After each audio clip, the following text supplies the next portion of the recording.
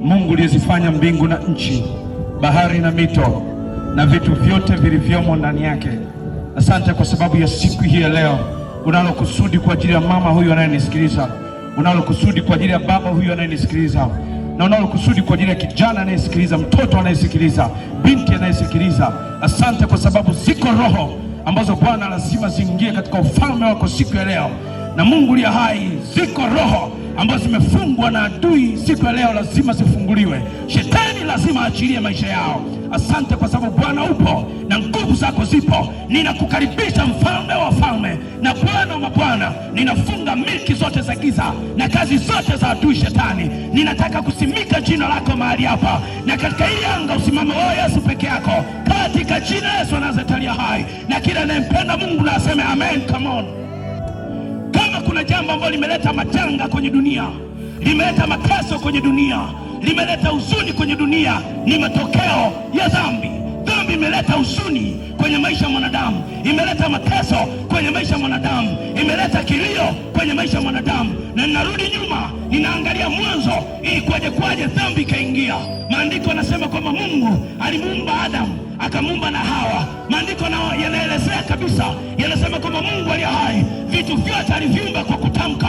Alitamka milima ikawa, akatamka mabonde yakawa, akatamka majani yakawa, akatamka simba zikawa. Lakini ilipofika kwa mwanadamu, Mungu aliye hai akawekeza nguvu kubwa kwa mwanadamu, kwa sababu mwanadamu ni kiumbe pekee ambacho kiliumbwa tofauti na viumbe vingine. Viumbe vingine vyote vilitamkwa vikawa, lakini ilipofika kwa mwanadamu akutamka. Maandiko yanasema kwamba mwanadamu akaumbwa kwa mkono wa Mungu, akamuumba mwanamke na mwanaume, akachukua udongo akamuumba mwanadamu. Mungu aliye hai aliwekeza nguvu kubwa kwenye maisha yako. Hakukuumba sawasawa na simba, hakukuumba sawasawa na wanyama, na akafanya kitu cha tofauti kwenye maisha ya mwanadamu. Kwenye roho zote zile, kwa kila kiumbe ambacho alikiumba hakuweka roho yake. Lakini alipofika kwa mwanadamu, akasema mwanadamu hataishi kama simba, hataishi kama wanyama, hatakuwa kama majani. Yeye nitaweka na roho yangu ndani yake. Hivyo Mungu aliye hai akaiweka roho yake ndani yake, na ndio maana mwanadamu aliumbwa na Mungu aliye hai. Sikia, hebu nisikilize siku ya leo. Hata unapotenda dhambi, kuna namna fulani roho yako inahuzunika. Kwa nini? Kwa sababu ina connection na Mungu aliye hai, na kwa sababu Mungu ameiweka roho yake ndani yako. Chochote unachokifanya, popote unapoenda, yeye yuko pamoja na wewe. Hata ulipokuwa mwovu, alikuwa na wewe. Ulipoendelea na uovu, alikuwa na wewe. Hata majira unasikiliza, yuko na wewe. Yako majira utasimama mbele za Mungu na utatoa hesabu kwa ajili ya maisha yako. Yako mama, mbona afanya kwa siri? Unasema watu wanioni, mke wangu anioni, mume wangu anioni, lakini Mungu aliye hai kwa roho yake anakuona. Sema amen. Sema amen. Dhambi kaingia kwenye maisha ya mwanadamu, mwanadamu akaanza kuteseka. Maandiko yanasema Mungu alitoa maagizo kwa Adamu na Hawa, akamwambia msile hili tunda kwenye huu mti wa katikati ya bustani. Akasema, aliwapa maagizo, akasema msifanye hivi. Ni sasa na vile unavyompa maagizo mtoto wako usifanye hivi, afu ghafla akaenda akafanya. Inasikitisha. Mwanadamu akaamua kuchagua kusikiliza sauti ya shetani. Shetani akaja kumshawishi mwanadamu kwa maneno ule tunda.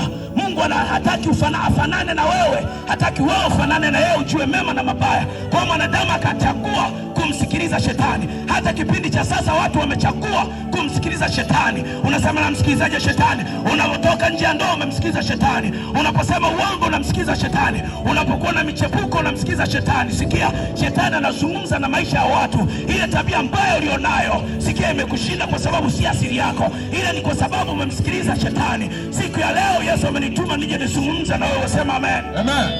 Sema amen. Amina. Miaka hiyo Adamu aliamua kuishi maisha yake, akachagua kumtii shetani. Dhambi ikaingia.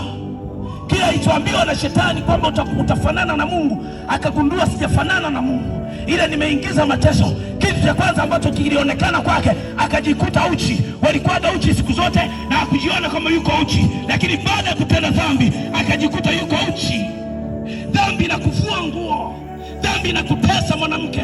Ndio maana umeaibika mama, ndio maana umeaibika baba. Uzinzi umekuaibisha, tabia yako mbaya imekuaibisha. Kwa nini? Dhambi pamoja na kwamba itakupeleka jehanamu, lakini dhambi inakuaibisha, dhambi inakukongoloa, dhambi dhambi na kuharibu, na ndio maana ni binti mdogo lakini umekuwa kama kikongwe, na ndio maana umekuwa kijana ambaye ni kama bomba la gari la moshi, linatoa moshi majira yote. Kwa nini? Ni anavuta sigara ni balaa, anazitwanga pia ni balaa, anazitwanga bangi ni balaa. Kwa nini? Kwa sababu ya uovu. Mbali na kwamba dhambi itakupeleka jehanamu, lakini inakuaibisha, inakutesa, inakuumiza. Dhambi ilipoingia kwenye maisha ya mwanadamu, ikaleta machozi, ikaleta huzuni, ikaleta kilio, watu wakaanza kulia, watu wakaanza kuachana, watu wakaanza kutukanana, mauti ikaingia, watu wakaanza kuuana. Lakini ninakumbuka miaka 2000 iliyopita, maandiko yanasema kwamba Mungu aliye hai alimtazama mwanadamu, na kwa sababu aliona kwamba amempenda mwanadamu, akamtuma mwanawe pekee,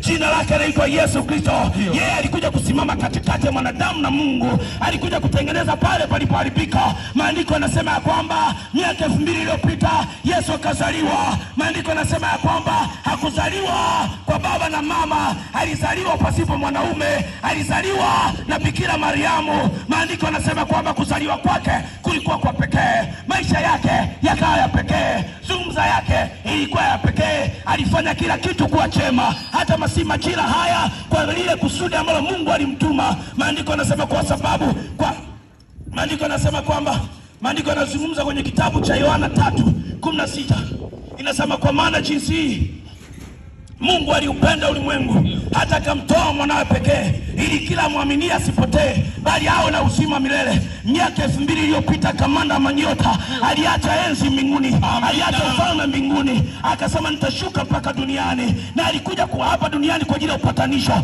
Aliona dhambi ambayo shetani ameingiza kwa njia ya Adamu. Adamu alimtii shetani, hivyo akatuingiza wote kwenye majanga, akatuingiza wote kwenye kilio.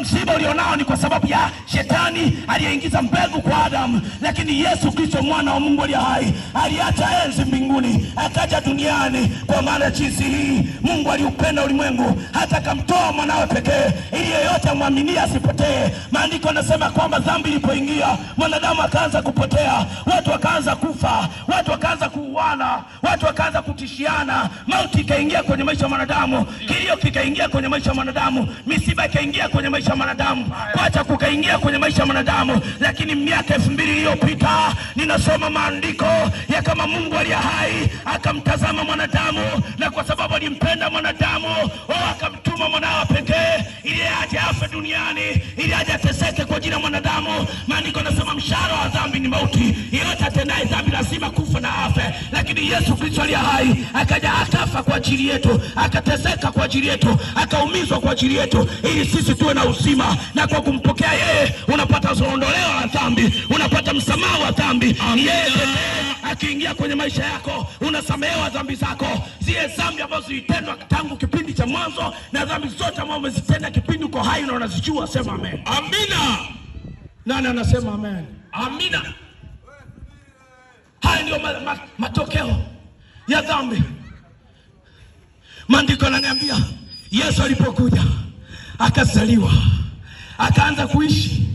Maandiko yanasema aliishi maisha yake yote pasipo kutenda dhambi. Alikuja kufix, alikuja kuondoa shida, alikuja kuondoa mateso, alikuja kusimama pale palipoharibika. Akafa kwa ajili yako, akateswa kwa ajili yako, kwa ajili yako dada, kwa ajili yako mama. Maandiko yanasema wote ambao walikuwa akifa kipindi hicho walikuwa wanapotea, lakini baada ya Yesu Kristo kuja, maandiko yanasema kwamba alikuja kutupatanisha na Mungu, akaishi maisha yote mazuri, maisha yote ya kumpendeza Mungu pasipo dhambi. Sema amen. Amen. Aliishi kwa ajili yako, aliteswa kwa ajili yako, na kamanda Manyota akaanza kutembea kwenye mitaa Kapenaumu, kwenye mitaa ya Yeriko, akaanza kufanya vitu ambavyo manabii hawajawahi kufanya, akaanza kufanya vitu ambavyo mitume hawajawahi kuvifanya. Ninatangaza siku ya leo, Yesu ni zaidi ya mtume wako, Yesu ni zaidi ya nabii wako. Nabii wako ulipokata moto ulibaki peke yako, lakini Yesu Kristo kamanda Manyota, maandiko yanasema kwamba akata naondoka, akasema ninaondoka lakini nitakuwa pamoja na ninyi siku zote hata ukamilifu wa dahari. Yesu hakutuacha kuwa wapweke, hakutuacha kuwa watu ambao tumeachika, alituacha kwamba tuwe pamoja na yeye. Ijapokuwa amepaa kwenda mbinguni, lakini yuko pamoja na sisi. Tunapotembea kwenye mitaa Kinondoni, kwani kwambia tunatembea na Yesu aliye hai. Yako majini yanapiga sauti kwa Yesu aliye hai. Hivyo weone ni vile uyaoni tu. Sema amen. Amina. Sema amina. Amina. Haleluya, haleluya. Amen. Akaanza kutenda vitu ambavyo hakuna nabii aliwahi kufanya. Akaanza kufufua wafu waliokufa tayari. Akaanza kuponya wagonjwa ambao wanaumwa sana. Sema amen. Amen. Sema amen. Amen. Ninasoma kesi kwenye kitabu cha Marko 2:1 mpaka 12. Akawa anapita kwenye mitaa fulani pale Israeli. Anatembea kwenye mitaa fulani, akakutana na mtu ambaye ameparalyze. Magonjwa yako kwenye maisha ya mwanadamu kwa sababu ya matokeo ya dhambi. Tulimkataa Mungu, tukamchagua shetani. Hiyo dhambi inatutesa, tunaumia kipindi cha sasa. Tunasalitiwa kipindi cha sasa. Tunatumikishwa kipindi cha sasa. Atendaye dhambi ni mtumwa wa dhambi. Huenda sema mbaya hata yeye mwenyewe hataki. Na ndio maana unazini lakini hutaki kuzini. Nimeonana na walevi, sikia. Nimeonana na walevi, hakuna mlevi ambaye anapenda kunywa pombe. Walevi wote wanaichukia pombe. Kama uamini, ukiona mlevi mwambie mlevi, my friend, ataokota jiwe au chupa atakutandika. Hapendi kuwa mlevi. Nenda pale kitambaa cheupe kutakuta kuna wadada wanajiuza. Nenda pale sema machangu doa. Utajikuta Kisutu au Mwimbili. Hawatakuacha. Kwa nini? Asili. Hakuna mtu ambaye anapenda kutenda dhambi. Atendaye dhambi ni mtumwa wa dhambi. Na ndio maana ukitenda dhambi unaificha. Fikiria siku ya kwanza unazini, ulificha mume wako kujua, mke wako kujua, mama yako kujua. Kwa nini? Kwa sababu dhambi si kitu kizuri. Hakuna mtu ambaye anapendelea. Ijapokuwa anatenda dhambi lakini hapendi. Nimeonana na mashoga. Hapendi kuwa shoga, ila ni kwa sababu ya shetani. Maandiko yanasema Yesu akakutana na kijana ambaye alikuwa ameparalyze. Maandiko yanasema kwamba alifika kila eneo na akatenda mema. Alipokutana na aliye paralyze, maandiko yanasema kwamba kuparalyze kukaondoka, akawa mzima. Na watu wakamshangaa, wakastaajabu, wakasema ni nani anayetenda vitu vyema kama hivi? Yesu aliye hai yuko tayari kutenda jambo jema kwenye maisha yako.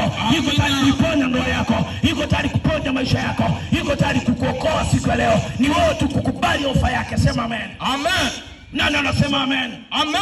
Haleluya, haleluya. Amina. Anaishi siku ya leo na anatenda mema siku ya leo. Nasikia alichokisema. Alisema nendeni ulimwenguni mote mkaihubiri injili kwa kila kiumbe. Sikia Yesu alipopaa akatuachia power, akatuachia mamlaka. Tunapotembea tunatembea pamoja naye. Tunapozungumza kama yeye amezungumza.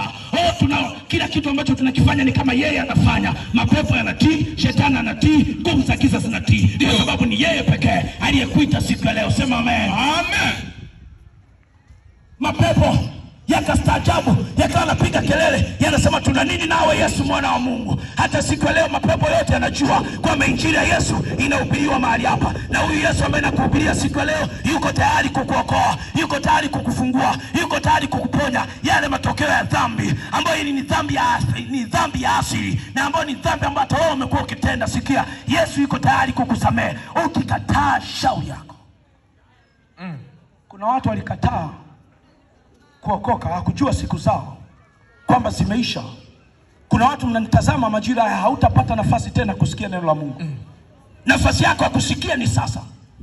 Dhambi ambazo umezitenda, Yesu yuko tayari kusamehe siku ya leo.